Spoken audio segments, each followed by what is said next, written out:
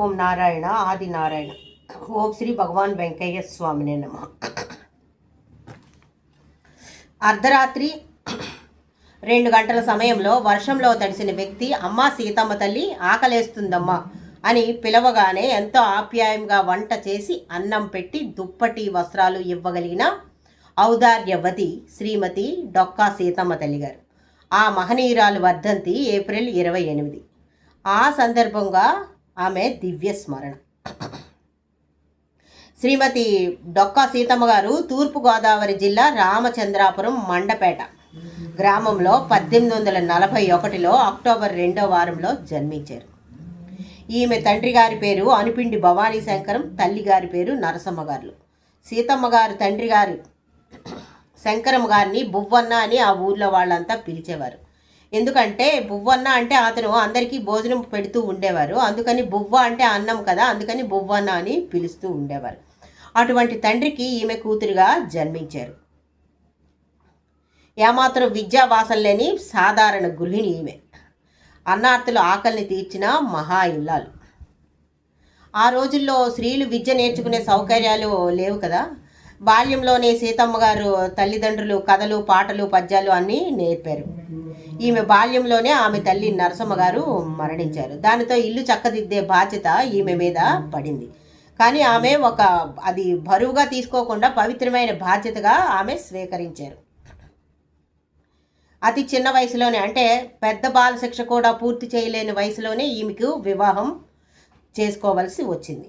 అక్కడ కొన్ని గోదావరి పరివాహక ప్రాంతంలో లంకా గ్రామాలు అంటారు కదా, ఆ లంకా గ్రామాల్లో లంకా గన్నవరం అని ఒక గ్రామం ఉంది. ఆ గ్రామంలో డొక్కా జోగన్న పంతులు గారు అనే వేద పండితుడు, ధనవంతుడు, పెద్ద రైతు ఉన్నారు. వారికి సీతమ్మ గారినిచ్చి వీరి తండ్రి గారు బువ్వన్న గారు వివాహం చేశారు. సీతమ్మ గారు అత్తవారింట్లో అడుగు పెట్టంగానే ఆమె ఇంటి పేరు డొక్కాగా మారిపోయింది. ఆమెలో సహజంగా ఉండే ఉదారగుణం, దాతృత్వం అవి వయసుతో పాటు పెరగసాగాయి.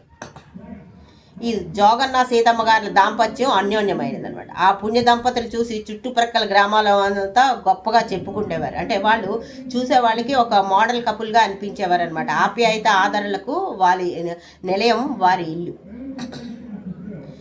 లంకా గ్రామాలకి చేరుకోవాలంటే ఇప్పుడు కూడా పడవే ముఖ్యమైన ప్రయాణ సాధనం. ఈ జోగన్న గారి గ్రామం లంకా నగరం ఏమిటంటే ఆ గ్రామాలకి ముందుగా ఉండేది. దాంతో వచ్చిపోయే ప్రయాణికులందరూ ముందులో ఈ సీతమ్మ గారి ఇంట్లో విడిది వసతి చేసి వసతి తీసుకొని భోజనము వసతి తీసుకొని అక్కడి నుంచి వెళ్తూ ఉండేవారు. అంటే వారు ఏ వేళకు వచ్చినా వారికి అన్నపానాదులకి లోటు ఉండేది కాదు. ఏ టైంకి వచ్చినా వారికి అన్నం పెడుతూ ఉండేవారు. డొక్కా సీతమ్మ గారు మర్యాదలు చేసి పంపించేవారు. అంటే ఈ విధంగా చేయటం వాళ్ళిద్దరూ, ఆ భార్యాభర్తలు ఇద్దరు పవిత్ర కార్యంగా భావించేవారు. దాంతో చాలా అతి కొద్ది కాలంలోనే ఉభయ గోదావరి జిల్లాల్లో ఈమె అపర అన్నపూర్ణగా పేరుగాంచారు.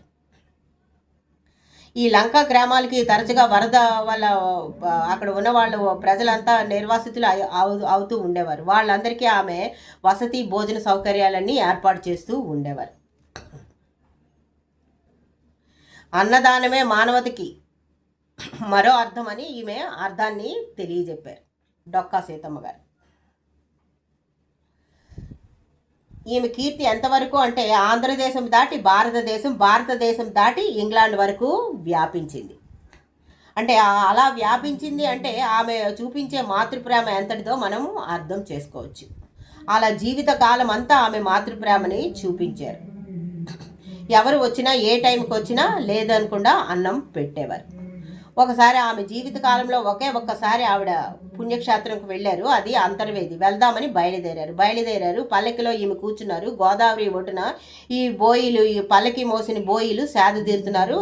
సీతమ్మ గారు పల్లకీలో కూర్చుని ఉన్నారు. అప్పుడే అటుగా వెళ్తున్న ఒక ప్రయాణికుల గుంపులో ఉన్న చిన్నపిల్లలు ఆకలితో ఏడుస్తూ ఉన్నారు.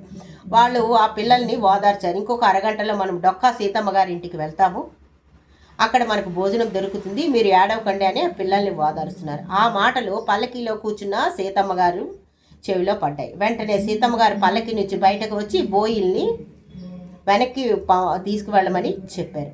తీసుకొని వెళ్ళి అదేవిధంగా లంకా గన్నవరం వెళ్ళి వచ్చిన వాళ్ళకి భోజన ఏర్పాట్లు ఆమె చేశారు. ఇది ఆమె ఔదార్యానికి ఒక మచ్చు తునక. ఈ నిరంతర అన్నదానంతో ఆవిడ ఆర్థిక పరిస్థితి ఎంతగా క్షీణించిందంటే ఒకరికి పెట్టడానికే కాకుండా వాళ్ళకి లేకుండా కూడా వారు తినడానికి కూడా ఇబ్బంది పడే పరిస్థితి వచ్చింది. ఒకరికి పెట్టడం కాకుండా వారికి తినడానికి కూడా ఇబ్బంది పడే పరిస్థితి వచ్చింది. అప్పుడు భర్త గారు ఇలా అన్నారనమాట, ఎందుకు నువ్వు ఇంకా ఈ అన్నదానం చేస్తావు, మనకి తినడానికి ఏమీ లేదు, ఎవరైనా వచ్చి అడిగితే లేదని చెప్పడానికి సిగ్గుగా అనిపిస్తుంది, నువ్వేమో ఈ పెట్టడం మానవు, వచ్చిన వాళ్ళకి కొంచెం అన్నం పప్పైనా పెడతావు అని అన్నారు. అందుకు ఆమె సమాధానం ఏమిటంటే, వచ్చిన వాళ్ళు మహావిష్ణువుగా భావించి నేను పెడుతున్నాను, నేను మహావిష్ణువుకి భావించి పెడుతూ ఉన్నప్పుడు ఆ మహావిష్ణువు నా చేతిని ఖండించరు కదా, వారే ఏదో ఒక దారి చూపిస్తారు వీళ్ళందరికీ భోజనం పెట్టడానికి అని సీతమ్మ గారు భర్త గారికి బదులిచ్చారు. అయితే ఆమె మాటలు ఆమె నమ్మకము వమ్ము కాలేదు. కొద్ది రోజుల్లోనే ఒక సంఘటన జరిగింది. ఒకరోజు సాయంకాలం ఎన్నాళ్ళ నుంచో వారు ఆ పొలం దున్నుతున్నారు, కానీ ఆ రోజు కూడా ఈ భర్త గారు వెళ్ళి గుణపంతో తవ్వుతున్నారు ఆ పొలంలో. ఆ గుణపంకి తగిలింది గట్టిగా. ఏదో చూస్తే అది ఒక బిందె, దాని నిండా బంగారు కాసులు ఉన్నాయి, బంగారు నాణేలు. ఆ బంగారు కాసులతో ఆ బంగారు నాణేలతో కొంతకాలం నిరంతరాయంగా అన్నదానం చేశారు. అంతటి గొప్పది ఆమె ఔన్నత్యం. ఆమె ఔన్నత్యం ఇంగ్లాండ్ వరకు ప్రాకిపోయింది. ఎలాగంటే బ్రిటిష్ చక్రవర్తి పట్టాభిషేకం చేసుకోవాలి. ఆ పట్టాభిషేకం చేసుకునేటప్పుడు ఈమె ఫోటో సోఫాలో పెట్టి ఈమెకు నమస్కారం చేసుకొని పట్టాభిషేకం చేసుకుందామని అతను నిర్ణయించుకున్నారు. దాంతో తూర్పుగోదావరి జిల్లా కలెక్టర్కి ఆమె ఫోటో పంపమని ఆదేశం ఇచ్చారు. ఎందుకంటే సీతమ్మ గారు సముద్రం దాటి రారు కదా, ఆమె ఫోటో తీసుకొని రమ్మని చెప్పారు.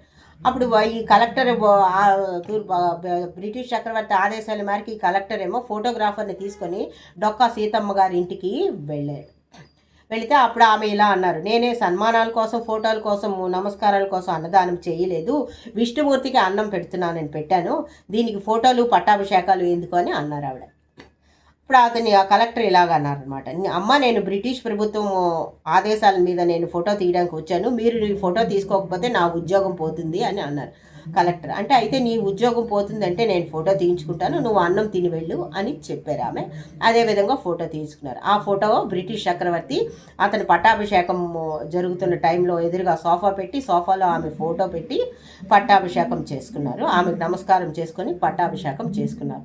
ఆ తర్వాత ఒక ప్రశంసా పత్రం కూడా ఆమెకు పంపించారు. ఆ ప్రశంసా పత్రం కూడా మనము ఇక్కడ చూడవచ్చు. ఇంతటి మహనీయురాలు డొక్కా సీతమ్మ గారు 1909 ఏప్రిల్ 28న శివైక్యం చెందారు.